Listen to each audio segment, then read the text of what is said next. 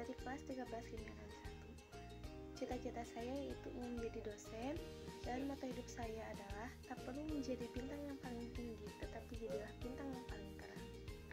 Di sini saya akan menyampaikan materi tentang pengelolaan dokumen laboratorium.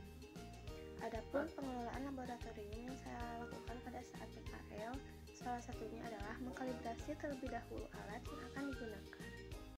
Pengelolaan dokumen laboratorium. Pengertian: pengelolaan dalam Kamus Besar Bahasa Indonesia dapat diartikan sebagai proses yang memberikan pengawasan pada semua hal yang terlibat dalam pelaksanaan dan pencapaian. Selanjutnya adalah dokumen. Dokumen menurut Kamus Besar Bahasa Indonesia adalah pengumpulan, pemilihan, pengelolaan, dan penyimpanan informasi dalam bidang pengetahuan atau bisa juga disebut sebagai pemberian atau pengumpulan bukti-bukti dan keterangan-keterangannya. Sedangkan laboratorium adalah suatu tempat di mana dilakukan kegiatan percobaan, pengukuran, penelitian, atau riset ilmiah yang berhubungan dengan ilmu sains seperti fisika, biologi, kimia, dan ilmu lainnya. Jadi, dapat disimpulkan bahwa pengelolaan dokumen laboratorium adalah sebuah proses pengumpulan dan penyimpanan informasi dalam kegiatan merancang, mengoperasikan, memelihara, dan merawat peralatan dan bahan, fasilitas, dan objek fisik lainnya untuk mencapai tujuan dan sasaran laboratorium.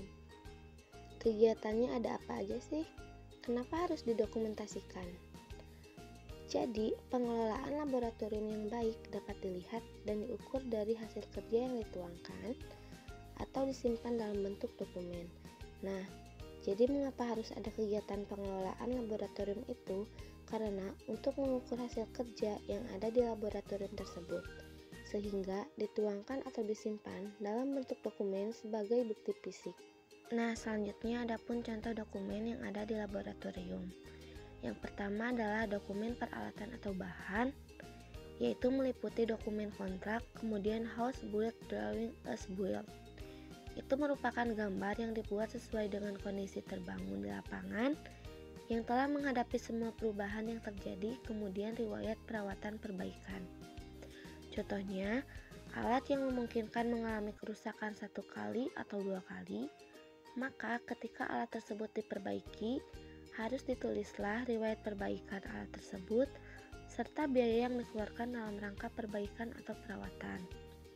Lalu, harga peralatan per unit ketika laboratorium baru saja membeli peralatan harus didokumentasikan, kemudian prosedur operasi lokasi atau penempatan peralatan ini juga harus disertakan dalam dokumen. Kemudian yang kedua, ada dokumentasi pelaksanaan kegiatan yang mengacu pada sistem dokumentasi manajemen mutu standar ISO. Nah, dan yang terakhir ini adalah contoh dokumen peralatan atau bahan serta dokumen pelaksanaan kegiatan. Sekian dari saya. Wassalamualaikum warahmatullahi wabarakatuh.